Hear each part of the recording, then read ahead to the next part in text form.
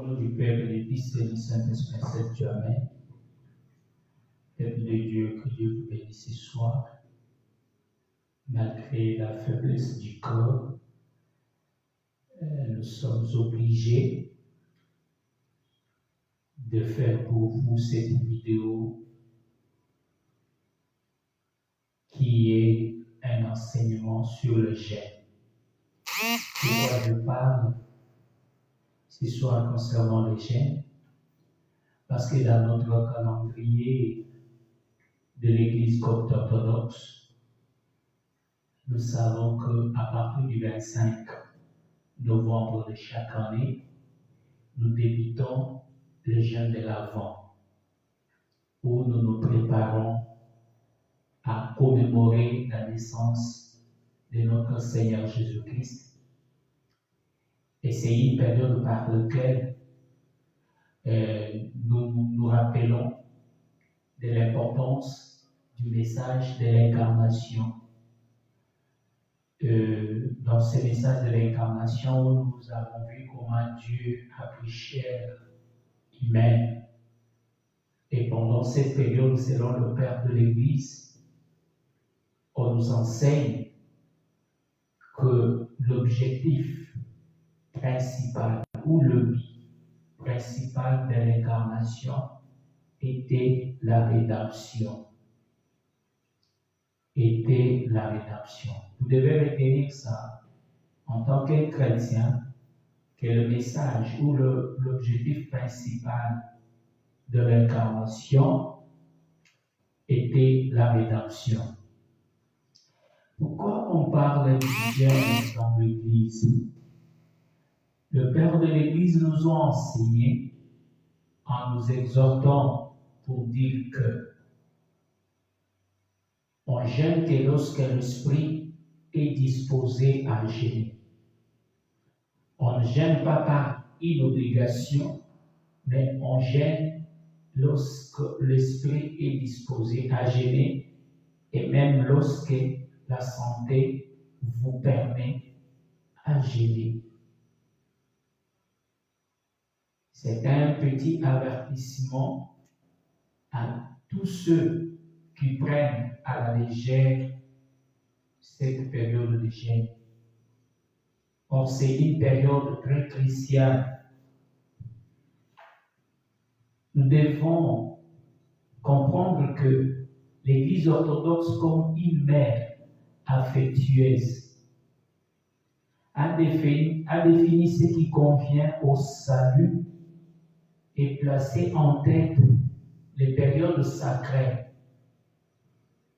du jeûne comme un signe de protection donné par Dieu pour sauvegarder la nouvelle vie des fidèles en Christ contre le piège de l'ennemi.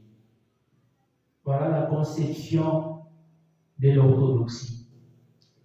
Voilà la déclaration orthodoxe concernant les jeûnes. On dit que le jeûne est placé en tête des périodes sacrées comme un signe de protection donné par Dieu pour sauvegarder la nouvelle vie de fidèles en Christ contre le piège de l'ennemi. Nous devons connaître que, premièrement, le jeûne est un commandement divin. C'est Dieu qui l'a instauré. C'est Dieu qui a instauré le jeûne. Depuis le livre de Genèse, au 2e chapitre, 16e verset au 17e, c'est là où on nous montre que le jeûne est comme un commandement divin. Selon Saint Basile le Grand, il dit que le jeûne a le même âge que l'humanité, car il a été instauré dans le paradis. Le jeûne a le même âge que l'humanité. parce que le jeûne a été instauré depuis le paradis. Le jeûne constitue un grand combat spirituel et la meilleure expression, je dis bien, le jeûne constitue un grand combat spirituel et la meilleure expression de l'idéal ascétique de l'orthodoxie. L'Église orthodoxe, se conformant fidèlement aux dispositions apostoliques, au canon conciliaire et à l'ensemble de la tradition patristique, a toujours proclamé la grande valeur du jeûne pour la vie spirituelle de l'homme et son salut. Tout au long de l'année liturgique, l'Église exalte la tradition et l'enseignement patristique concernant le jeûne, nécessaire pour rendre l'homme vigilant. Je dis bien pour rendre l'homme vigilant. Et sans cesse et sans faille, et pour susciter chez l'homme l'ardeur au combat spirituel. Le jeûne est exalté comme un don divin, comme une grâce pleine de lumière, comme une arme invincible, comme un fondement de combat spirituel, comme une meilleure voie vers le bien. Le jeûne est considéré comme une nourriture de l'âme, comme une aide accordée par Dieu, comme une source de toute méditation, comme une imitation d'une vie impérissable et semblable à celle des anges, mère de tout le bien et de toute la vertu, image de la vie à venir. C'est ça le jeûne. Parce que le jeûne constitue un commandement divin. Et nous savons tous que les raisons pour lesquelles l'Église a instauré le jeûne, parce que le jeûne nous enseigne comment nous devons nous repentir, le jeûne nous apprend la maîtrise de soi, le jeûne nous apprend à partager avec les démunis. Alors, nous disons que le jeûne, en tant que combat spirituel, le véritable jeûne est lié à la prière incessante et au repentir sincère. C'est pourquoi on dit le repentir sans jeûne est sans valeur. Le repentir sans jeûne est sans valeur, selon l'expérience de Saint Basile. Alors, tout comme le jeûne sans la bienfaisance est nul, notamment à notre époque où la répartition illégale et injuste des biens va même jusqu'à la priver de peuples entiers de leur pain quotidien. Mes frères et sœurs, en jeûnant corporellement, jeûnons aussi en esprit. Délions toute chaîne d'iniquité. Brisons les liens de nos violentes passions. Déchirons tout injuste contrat.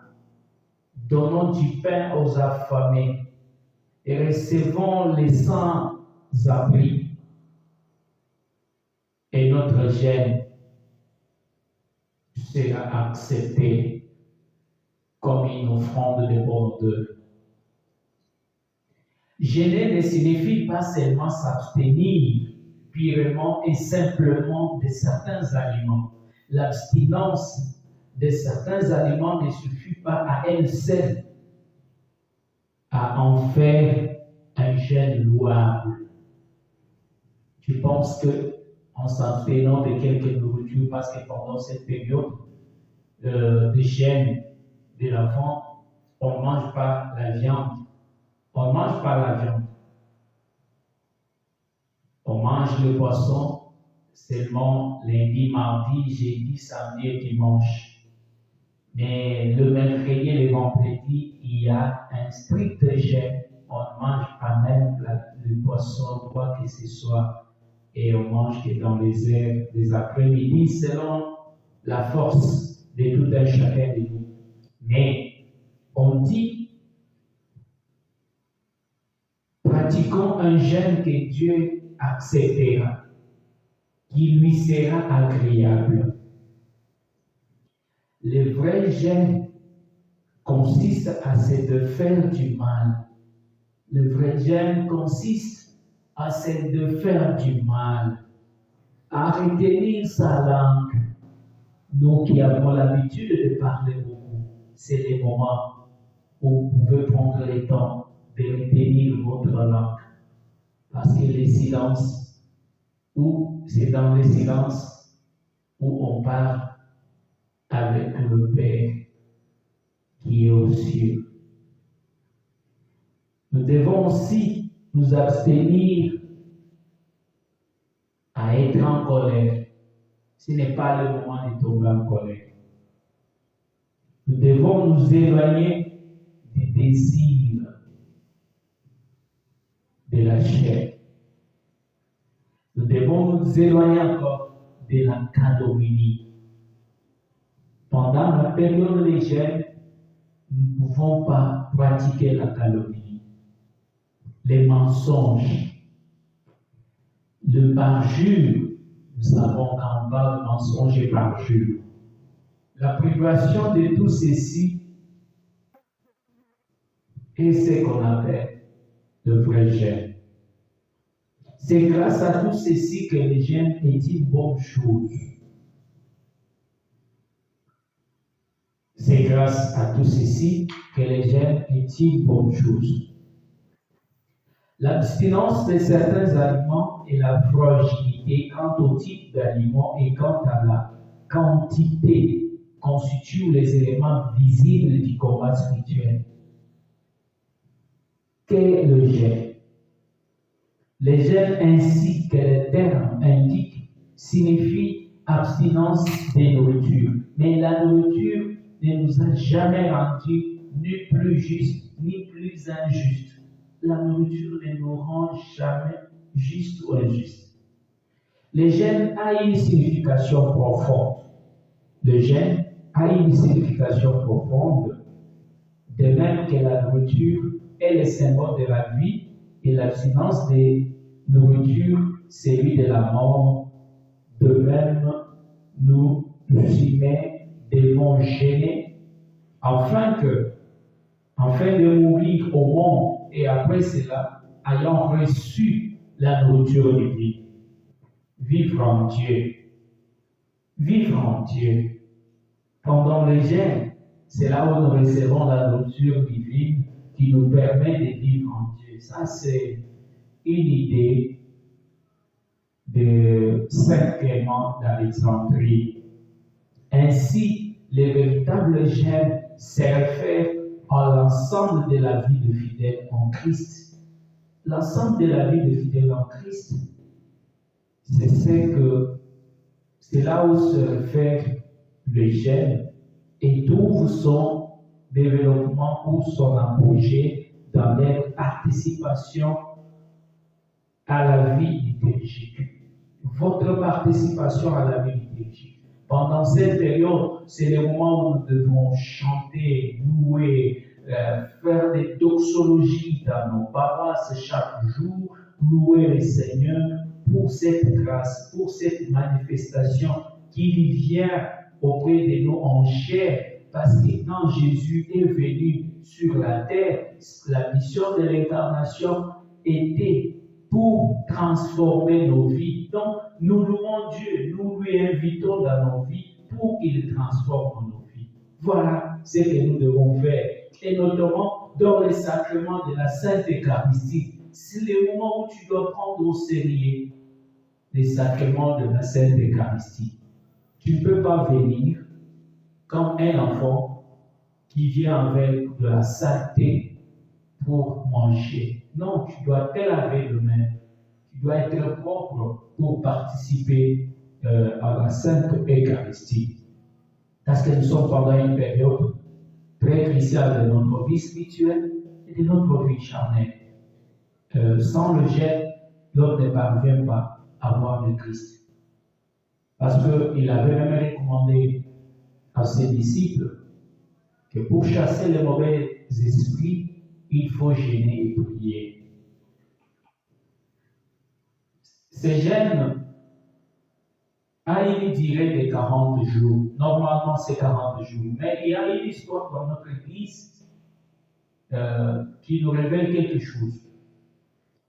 Je sais, en 979, notre Église a connu du temps du patriarche Alexandre qui fit 72e patriarche, la prédication de Saint-Marc.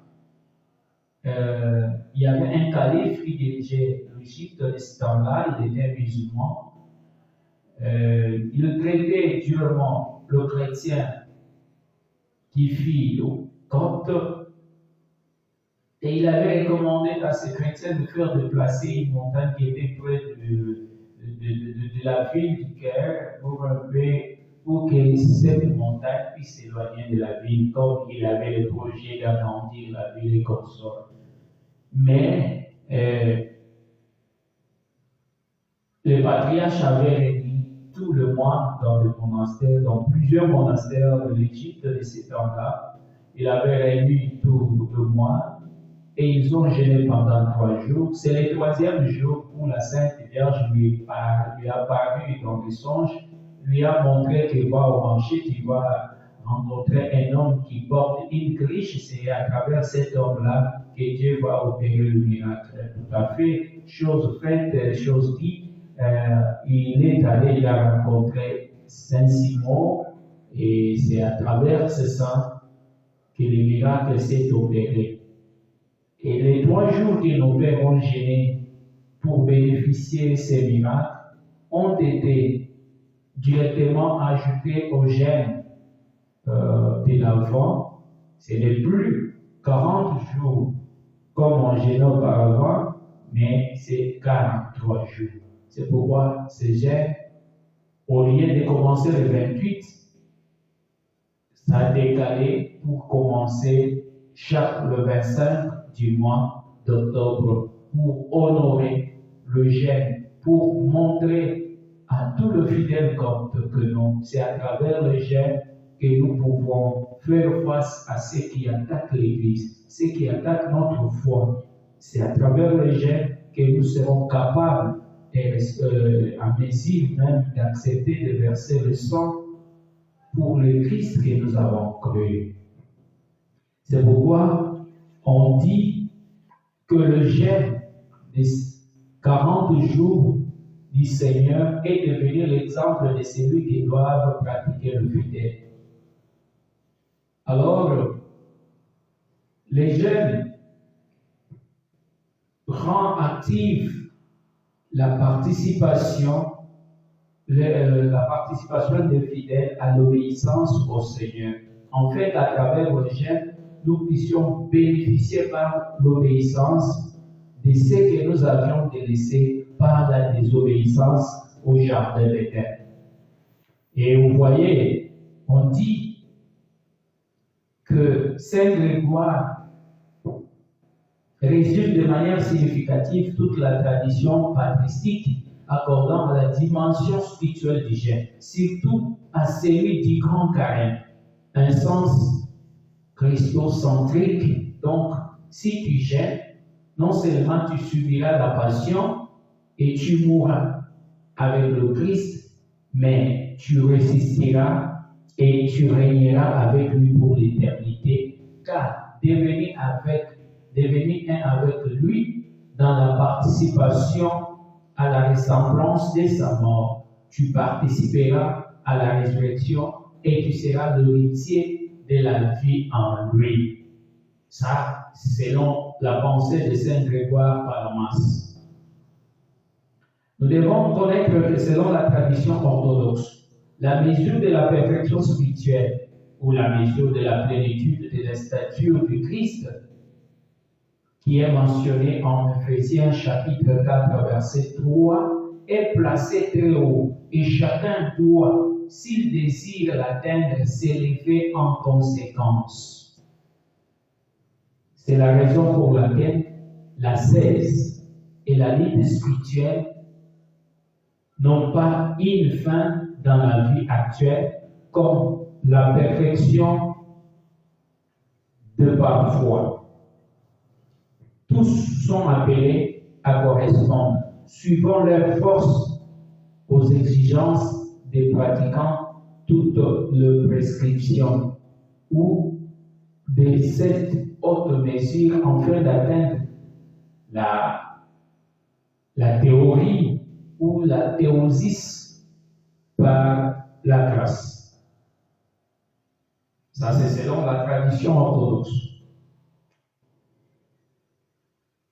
Il est impossible d'accéder à la vie spirituelle orthodoxe sans les combats spirituels légers. J'ai dit bien, il est impossible d'accéder à la vie spirituelle orthodoxe sans les combats spirituels. L'Église orthodoxe, comme une mère affectueuse, a défini ce qui convient au salut et placé en tête le période sacré du jeûne comme un signe de protection donné par Dieu pour sauvegarder la nouvelle vie de fidèles en Christ contre le piège de l'ennemi.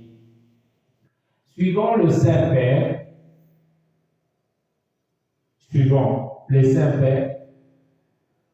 l'Église préserve, comme j'ai dit, les prescriptions apostoliques, les traditions sacrées. Elle propose toujours les jeûnes sacrés comme la meilleure voie dans l'exercice de fidèles en vue de leur perfectionnement spirituel et de leur salut. Elle proclame la nécessité pour le fidèle de respecter au cours de l'année du Seigneur tous les jeûnes prescrits. Les fidèles doivent respecter tous les jeûnes prescrits par l'Église. C'est du grand carême, du mercredi et du vendredi, attesté par les saints canons, c'est de Noël, des saints apôtres, de la Dormition, le jeûne journalier de l'exaltation de la Sainte Croix, de la vigile de l'Épiphanie, de la décollation de Saint Jean le Précurseur, ainsi que le jeûne proposé dans un souci pastoral et librement consenti par le fidèle. C'est-à-dire, il y a aussi des jeûnes qu'un fidèle peut organiser personnellement. Cependant, nous savons tous, pendant cette période, c'est la période où nous devons savoir comment nous approcher de Dieu, comment nous pouvons profiter de cette période. De fait, aujourd'hui, nombre de fidèles, soit par négligence, soit à cause des conditions de vie, quelles qu'elles soient, ne respectent pas toutes les prescriptions concernant le jeûne. Tous ces cas de non-observance des prescriptions sacrées concernant le jeûne, qu'ils soient généraux ou individuels, doivent être traités par l'Église avec un souci pastoral, car Dieu ne désire pas la mort du pécheur, mais sa réintégration et sa vie. Dieu ne veut pas la mort du pécheur. Ézéchiel 33, verset 11. Sans que la valeur du jeûne soit rabaissée. Elle laisse donc le soin aux églises orthodoxes locales de fixer la mesure d'économie miséricordieuse et ont des difficultés à respecter tout ce que ceci prescrit, soit pour des raisons personnelles, par exemple, maladie, service militaire, conditions de travail, etc., soit pour des raisons générales, conditions climatiques, conditions socio-économiques particulières, à certains pays, comme la difficulté à se procurer certains aliments maigres, adoucissant dans ces cas particuliers le poids des gènes sacrés dans le cadre de ce qui précède, sans rabaisser en aucun cas l'institution sacrée du ciel. Cette clémence miséricordieuse doit être appliquée par l'Église avec une grande circonspection et surtout avec plus de diligence pour les gènes sur lesquels la tradition et la pratique de l'Église ne sont pas toujours uniformes. Jeûner tous les jours est un bien, mais celui qui jeûne ne doit pas blâmer celui qui ne jeûne pas. Un conseil gratuit. Jeûner tous les jours est un bien, mais celui qui jeûne ne doit pas blâmer celui qui ne jeûne pas. Oh, toi tu ne jeûnes pas. Pourquoi toi tu ne jeûnes pas? Comment nous nous sacrifions, nous nous abstenons de ça? Toi tu ne fais pas ça, ce n'est pas ton problème. Au départ, j'ai dit que nos pères nous ont enseigné pour dire qu'on jeûne que lorsque l'esprit est disposé à jeûner. Dans ces cas, il ne faut pas légiférer ni contraindre. Il ne convient pas non plus de conduire par la force les troupeaux confiés par Dieu. Il faut plutôt faire usage de la persuasion, de la douceur et de la bonne parole. La persuasion, la douceur et la bonne parole. En outre, tout le jeune ou tout le fidèle doivent observer le Saint-Jeûne et l'abstinence de la nourriture dès minuit avant la réception de la divine communion. Il convient aussi de jeûner en signe de repentir pour la réalisation de vœux spirituels, pour le succès des vies sacrées. Le succès des vies sacrées. Par exemple, nos églises. L'église est attaquée, l'église n'a pas la paix. L'église ne participe pas à la croissance florissante. Nous devons jeûner. Tous ces points doivent faire quelques sujets de nos prières pendant ces jeûnes. C'est pourquoi ils doivent constituer comme un vie sacré, en période de tentation, notre vie spirituelle est tentée de gauche à droite pour accompagner une supplique à Dieu avant le baptême. C'est comme ça. Même avant le baptême, il faut jeûner. Même avant l'ordination, il faut jeûner. En cas de pénitence, durant les saints pèlerinages et dans d'autres cas à l'autre. Chers frères et sœurs,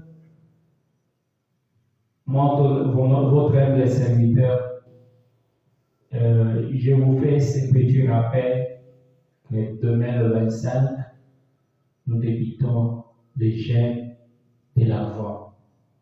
C'est un jeûne qui a 43 jours. Je vous ai expliqué pourquoi sanctité de 40 jours à 43 jours. C'est jusque le 7 janvier que nous allons terminer ces jeûnes. Que Dieu vous bénisse, que Dieu vous assiste dans votre repentir pendant cette période, que Dieu voie vos sacrifices, vos efforts que vous avez consentis pour être et demeurer toujours en sa présence et chercher comment entretenir de bonnes relations avec votre Créateur, parce que le jeûne nous rapproche de Dieu. Le jeûne nous fait rentrer dans l'obéissance, car l'homme avaient désobéi auparavant. C'est pourquoi demeurons toujours obéissants, faisons notre repentir avec toute sincérité, cherchez quand même à façonner notre façon de maîtrise de soi pendant cette période. Cherchons à partager tout ce que nous aurons avec les démunis. C'est le moment où nous devons nous préparer comment nous pouvons visiter le veuve, les orphelins, les prisonniers, les gens qui n'ont personne pour leur aider. C'est pendant cette période où nous devons faire tout. Et surtout, faire une introspection, faire l'inventaire de l'année qui tend vers sa fin. À des fois, on se prépare pour le fait des nouvel an et consorts, mais prépare-toi à te repentir. Prépare-toi à te réconcilier avec ton frère, que tu n'entretiens pas de bonnes relations, que tu appelles frère, mais tu es sa présence et tu marches en calomnie contre lui. Alors, de ce fait, pendant cette période, cherche quand même à revenir à ton Dieu. Entretiens de bonnes relations avec ton entourage. Dieu va exaucer et Dieu va agréer notre repentir comme il s'était souvenu des gens de Ninive. Et notre Église bénéficiera aussi de ta paix pendant ces jeûnes. La paix de Dieu va régner dans notre Église. La paix de Dieu va régner dans notre pays qui est pendant cette période des élections tourmentée de gauche à droite, plaidons pour la paix, afin que nous ayons le temps de servir notre Dieu en toute quiétude. Alors, par là, cette nuit, que l'ange de paix vous protège, que l'ange de paix vous couvre de ses ailes, que la main puissante de Dieu vous couvre de toute sa protection. Et bientôt et à demain, nous allons encore revenir à vous pour vous parler du thème qui concerne l'incarnation. Demain, nous allons parler de l'incarnation, toujours à la même heure. Dieu voulant, priez aussi pour moi. J'ai besoin de vos prières pour mon épanouissement. Comme moi, je prie aussi pour vous, priez aussi pour moi. Que Dieu vous bénisse maintenant et toujours dans les siècles. Amen.